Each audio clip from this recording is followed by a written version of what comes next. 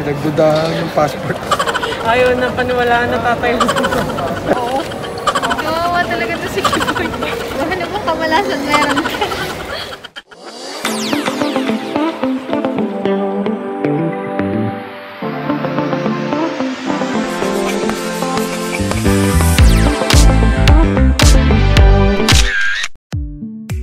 Welcome to Day 3, Part 5 of our Singapore series. Check the description below para sa first 4 episodes. Today na yung last day namin and this is our first stop, Haji Lane. Ito yung isa sa mga kilalang tourist destinations dito because of the colorful walls and shops na magagandang picturean. Ang gaganda ng ceramic plates, saucers, and pillowcases nila. And ang dami pang ibang mga colorful items dito na magandang pangregalo at pampasalubong. Lakad-lakad muna para humanap ng pwedeng kainan ng breakfast. Ito ang napili namin, Toast Days. Medyo pricey lang yung food sa area na to ha, since sikat nga siyang tourist destination.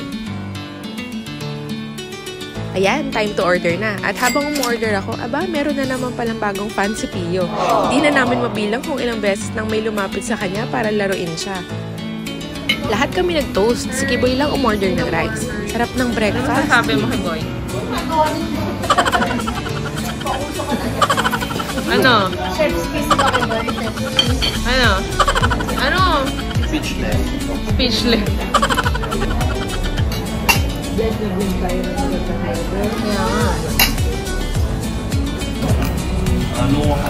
Si Pio hanggang tingin lang muna kasi bawal pa siya sa solid food.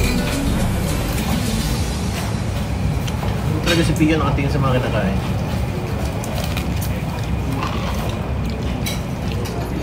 Ito yung bago kong natikman dito, bagong favorite. Kaya butter toast. Ibigyan ka nila ng soft-boiled egg, sa-crack mo, lalagyan mo ng toyo, paminta, hahaluin, and then itong mga toast na may kaya jam, may butter sa gitna. Nasawsaw. Saka yun. Ay, kakainin? Titignan lang. May sumobra. Yun ito siya.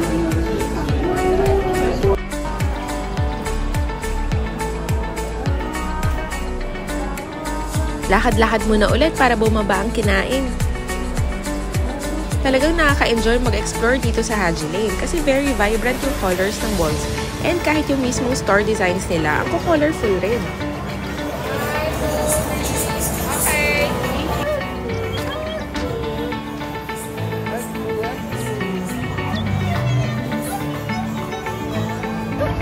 Wait na inep!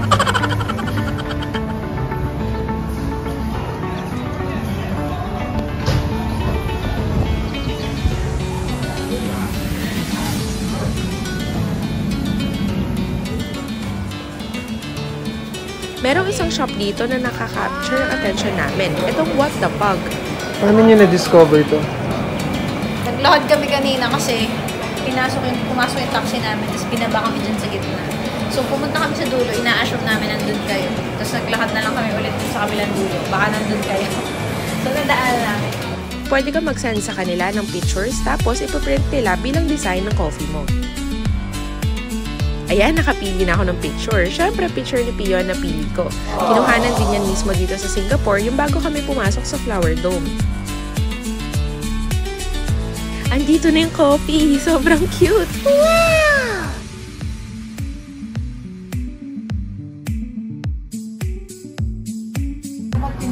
Ito na mukha ni Pio sa ibabaw ng coffee.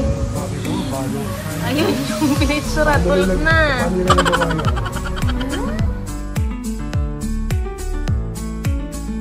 From Haji Lane, lakad lang rin kami papunta sa bilihan ng pasalubong sa Bugis Street. Ang dami mga pampasalubong dito na very affordable. Parang may pagka-divisoria vibe siya. Ayan, may mga wallets and bags, food and drinks, cellphone items, toys at marami pang iba. Pero bago kami talagang mag-ikot-ikot, humanap muna kami ng pwedeng pagsayanan na Papa and Pio kasi medyo siksikan sa mismong market. Kaya pinili naming iwan na lang muna sila sa kainan para mas safe. So ito nga pala yung nahanap namin na pinakamalapit at hindi masyadong matao, itong Popeyes. In-order ko na rin ng food si Papa para makakain na din siya. Ayan, so ikot-ikot na muna kami. Ito yung isa sa mga pinakauna kong nabilhan na store. Nakabili ako ng shopping bags dito. Meron silang available na iba't ibang sizes. Mukhang matitibay naman pero pinaka na-attract talaga ako sa mga designs. Next stop ay ang bilihan ng chocolates.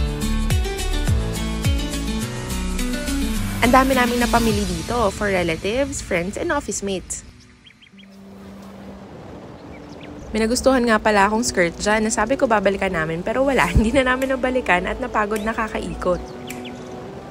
Ito yung isang highly recommended namin na palaman, yung Kaya Butter. First time namin yun matikman nung umorder kami ng Kaya Toast sa airport. Kaya make sure to check out yung previous Singapore vlogs ha. Ang sarap niyan, promise. Kaya nga nung nakakita kami, bumili na kami agad para may uwi sa Pinas. Ang cute! Oh, wala ko lang. Wala ko lang.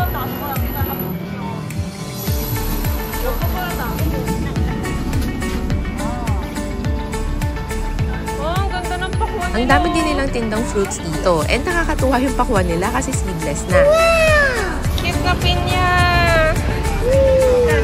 Pineapple.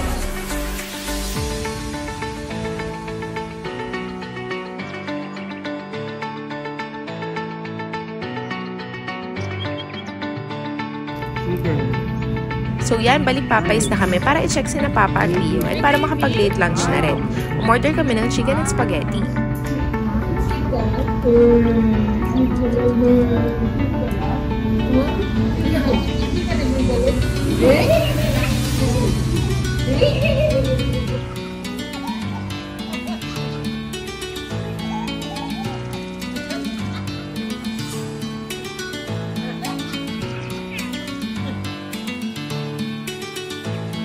Balik hotel na kami niyan para makapagpahinga ng konti and pick upin yung mga luggage namin. Nakapag-check out na rin kami nung morning pa lang before kami mag-Haji Lane.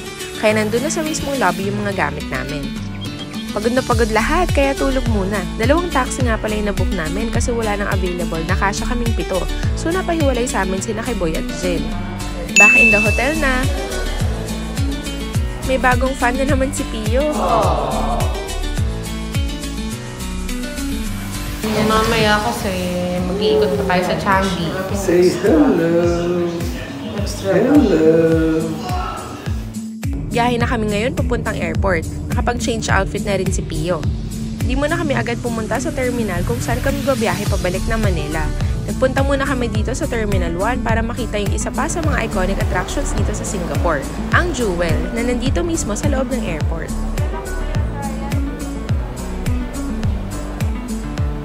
Saan tayo papunta? Jewel. Ay, napakasya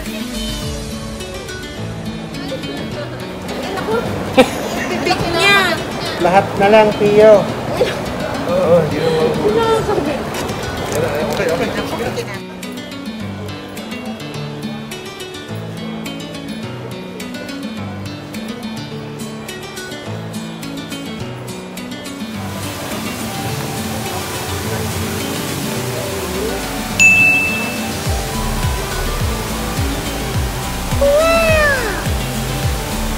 Parang wala tayo sa airport.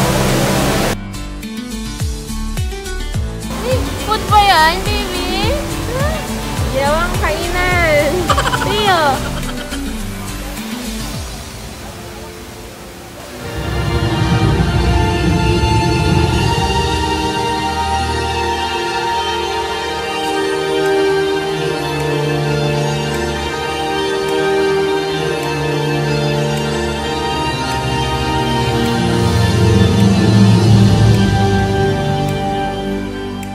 Nakakatuwa kasi habang pinapanood namin yung Jewel, biglang may pa-snow effect sa loob. Wow! Ang lamig nga pala dyan, kaya dala kayo ng jacket.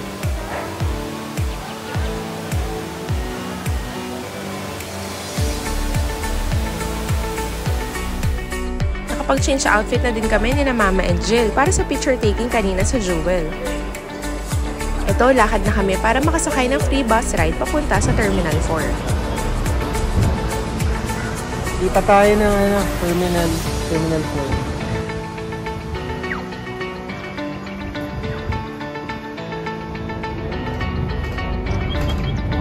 4. Buti ka mo, behave naman ang baby namin, kaya hindi kami nahirapan magpalipat-lipat.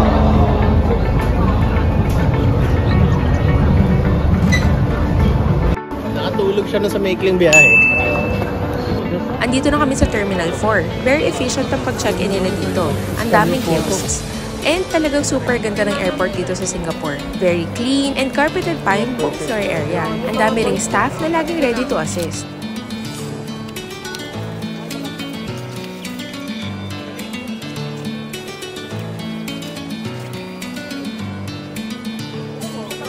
Pinagdudahan ng passport. Ayaw na, paniwalaan na tatay. Kami tinanggap eh. Lahat, pati yung kay Pio pa okay na. Oo, kahit nyo tinanggap Ayan, na no? ayos na eh. Please proceed. May lupis. Ayan na. Oo.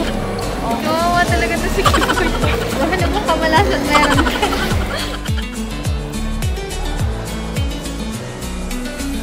Ibang lane yung pinuntahan namin kasi may special lane if may kasamang baby. So ang bilis lang rin, natapos kami agad.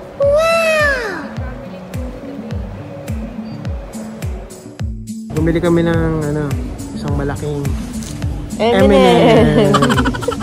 yung ibang M&M's eh. Ang laman, nuts. Oh, almond. Almond. Pio ang laman laway. Kinagat yung chocolate na may laway. Tsaka gatas. Pakita ko lang yung overall look ng airport. Talaga makakapag-relax ka kasi ang daming available seats so hindi ka mamumroblema na baka wala kang maupuan. And lahat ng areas na yan, meron ding charging stations kaya kahit wala kang power bank, okay lang yan.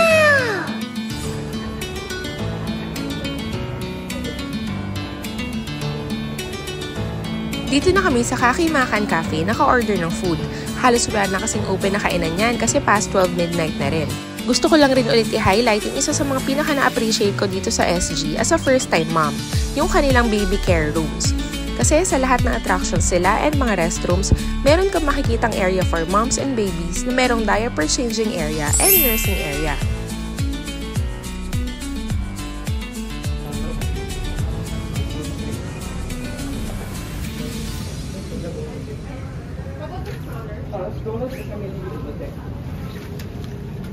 Ayan, boarding time na. Make sure na i-check yung first 4 episodes ng vlog namin, ha? Kabalik pa ba tayo Singapore? Malaki-laki na si Pio.